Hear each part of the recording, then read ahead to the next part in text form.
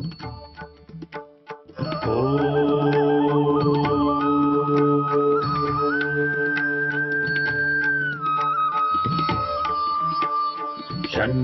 मित्रः शं वरुणः शन्नो भवत्वर्यमा शन्न इन्द्रो बृहस्पतिः शन्नो विष्णुरुक्रमः ॐ शान्ति शान्ति शान्तिः।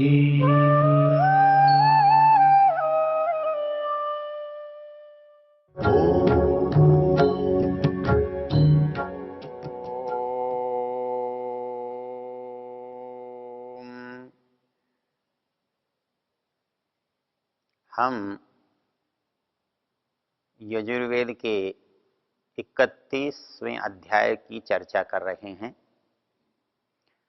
इससे पहले हमने वेद के 31 के अध्याय का पहला मंत्र जिसकी हमने चर्चा की, उसमें हमने देखा कि जिसको हम समझाना चाहते हैं वो एक परिचित शब्द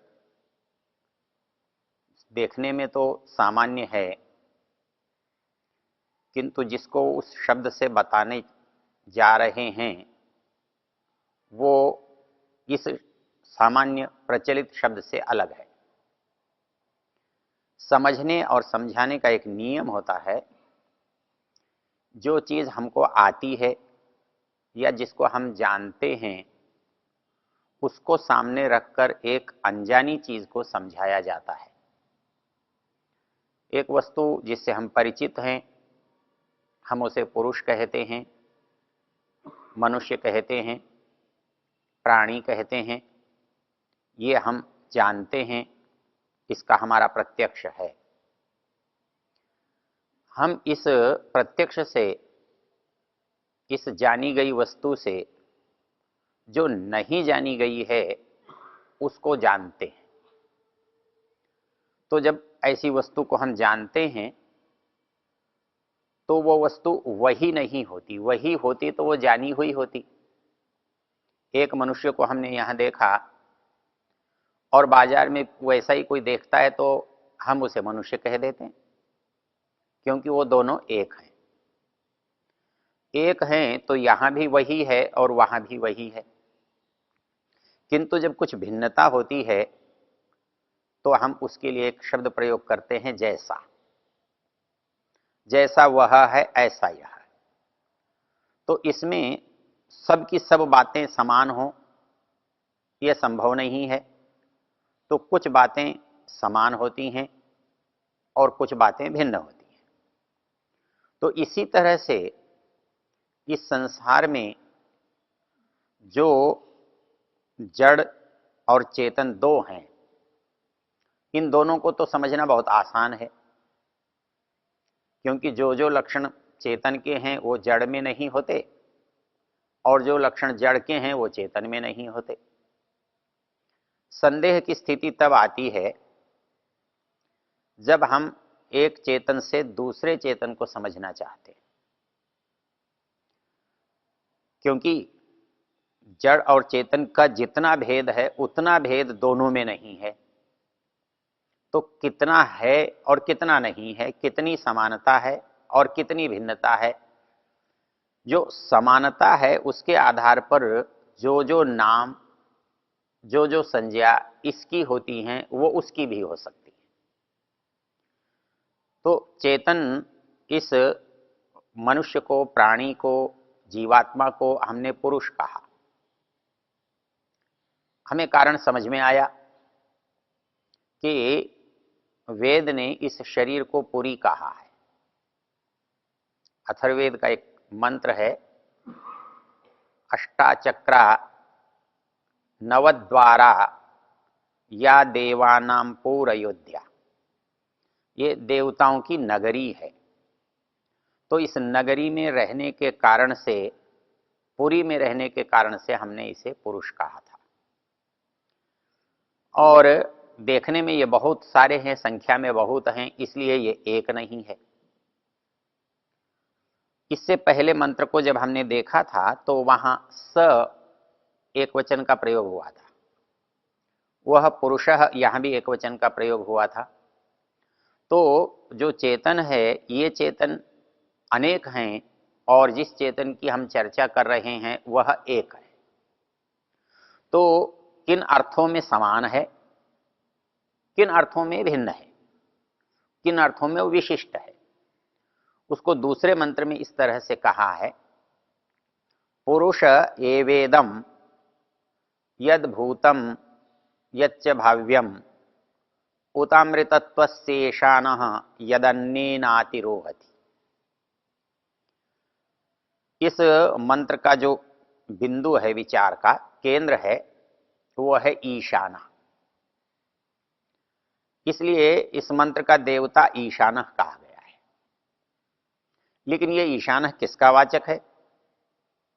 जो पिछले मंत्र में जिसे हमने पुरुष कहा है, वही पुरुष इस ईशान का अभिप्रेत है, इस ईशान से बताया गया है।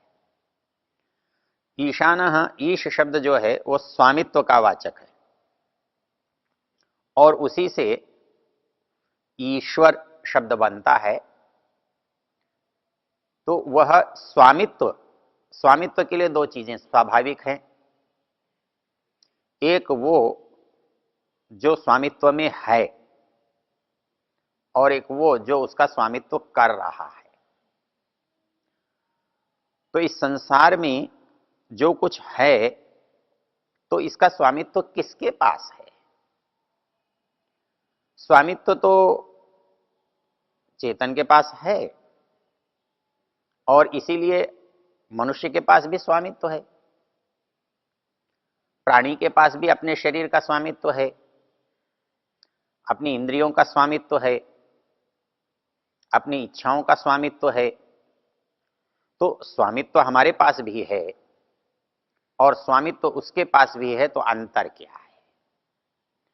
यदि इसको समझने के लिए हम जो लोक प्रचलित शब्द हैं, जिनको सामान्य रूप से हम प्रयोग करते हैं, यदि आप उनको भी ध्यान में रखेंगे, उनको भी यदि विचार में लाएंगे, तो बात आपकी समझ में बहुत आसानी से आ जाएगी। हम इस शरीर के अधिष्ठाता को, इस शरीर के स्वामी को जीव आत्मा कहते हैं, प्राण धारण करने वाला आत्मा। लेकिन आत्मत्व सामान्य होने से उसकी भिन्नता बताते हुए जब उसको संबोधित करते हैं तो हम उसे परम आत्मा कहते हैं। अर्थात हमारे में आत्मत्व समान है, हमारे में चैतन्य समान है, किंतु हमारी चेतनता सीमित है, थोड़ी है, छोटी है, और उसकी चेतनता परम है, अत्यंत व्यापक है, बड़ी है। तो इस एक शब्द से दोनों बातों का पता चलता है कि एक वस्तु कुछ उससे साम्य रखती है किंतु उससे भिन्न है।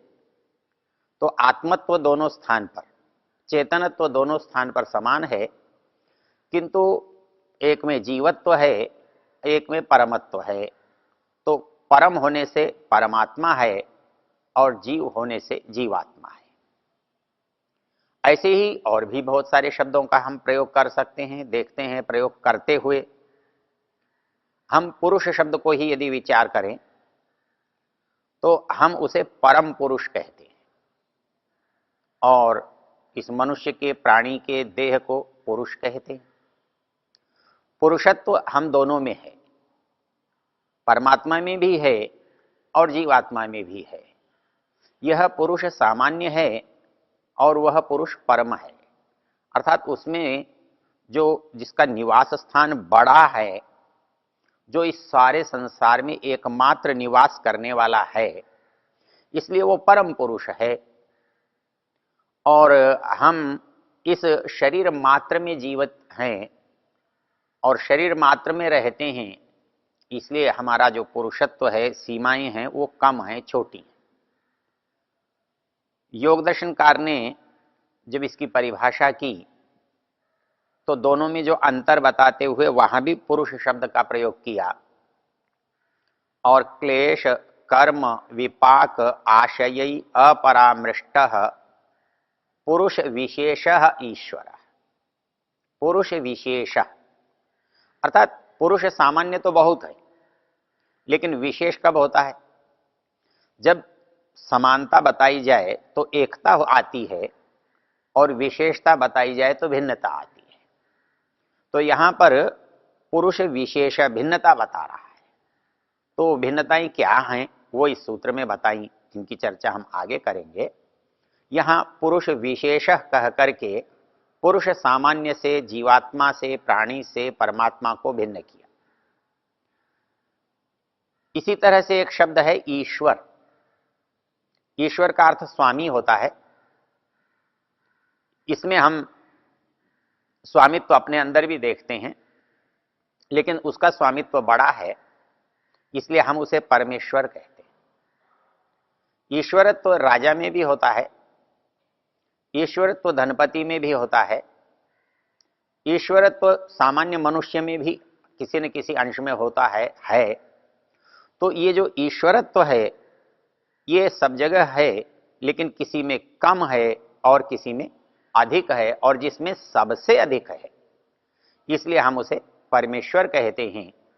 और बाकी जो हैं वो ईश्वर हैं, हो सकते हैं।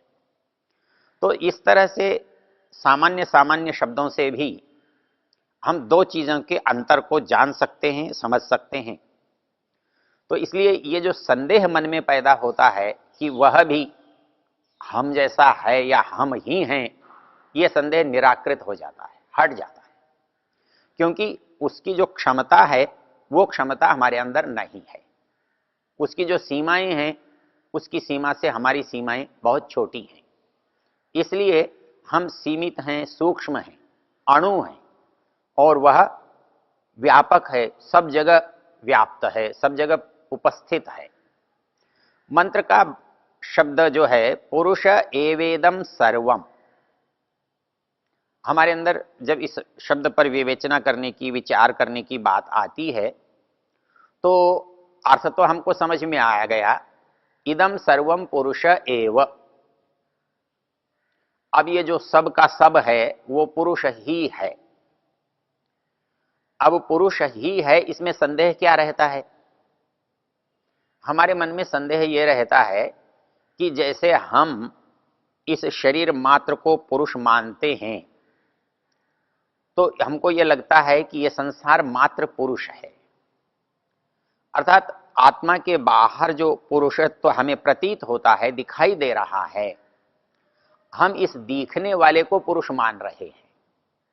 और इसलिए हमको जब ये वाक्य हमारे सामने आता है कि ये संसार पुरुष है, तो हमको ऐसा लगता है कि शायद ये जो दिखने वाला संसार है यही ईश्वरत्व का वाचक है, यही इसका मतलब है।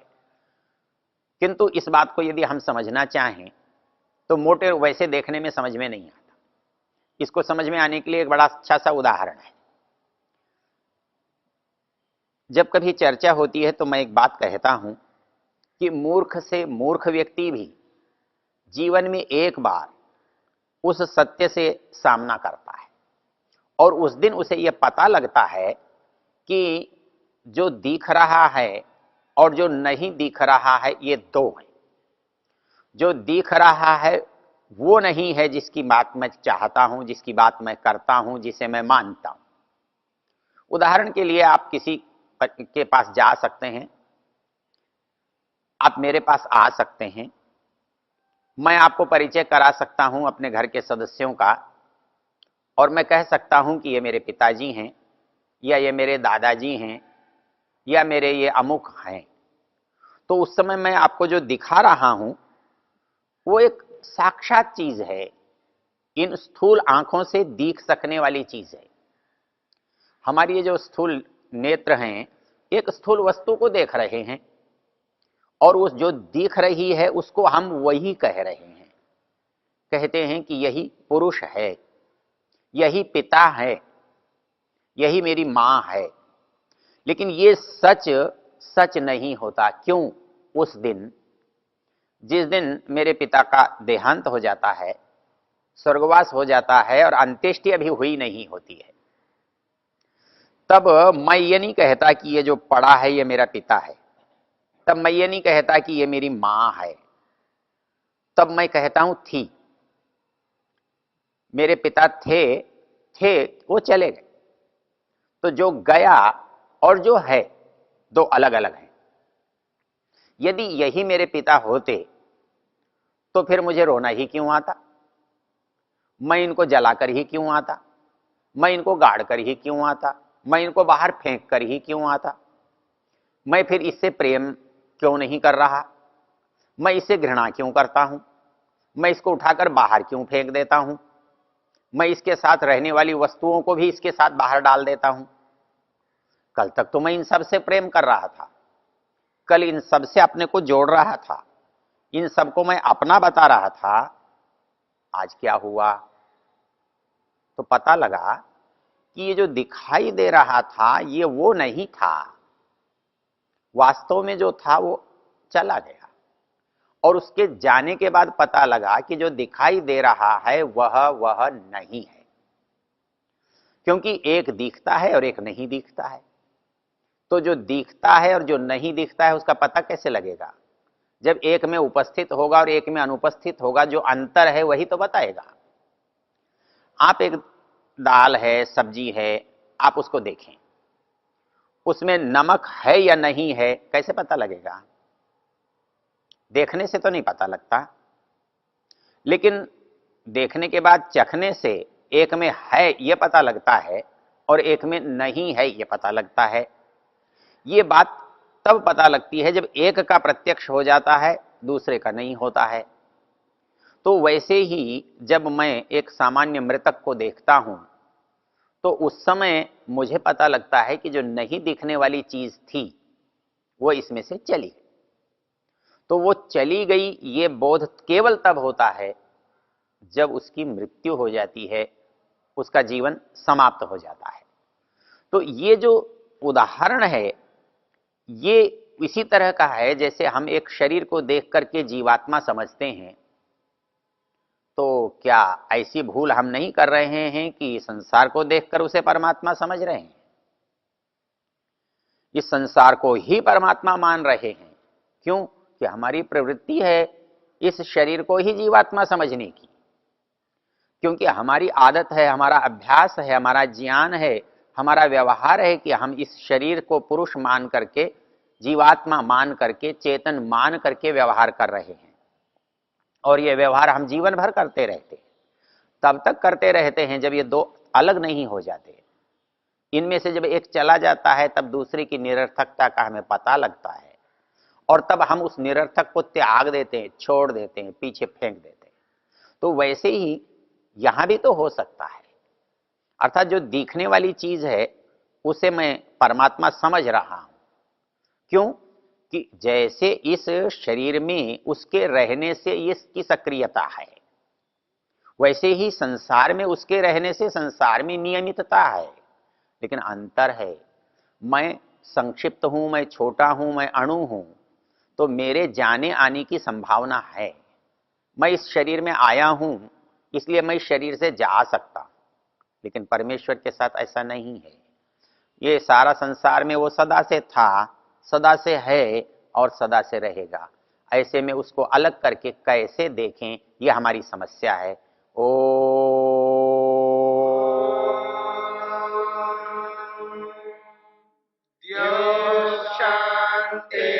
शान्तिरन्तरिक्षं शान्ति पृथिवी शान्तिरापः शान्तिरोषधयः शान्तिः वनस्पतयः शान्तिर्विश्वे देवा शान्तिर्ब्रह्म शान्ति सर्वं शान्ति शान्तिरेव शान्ति क्षमा शान्तिरेधि।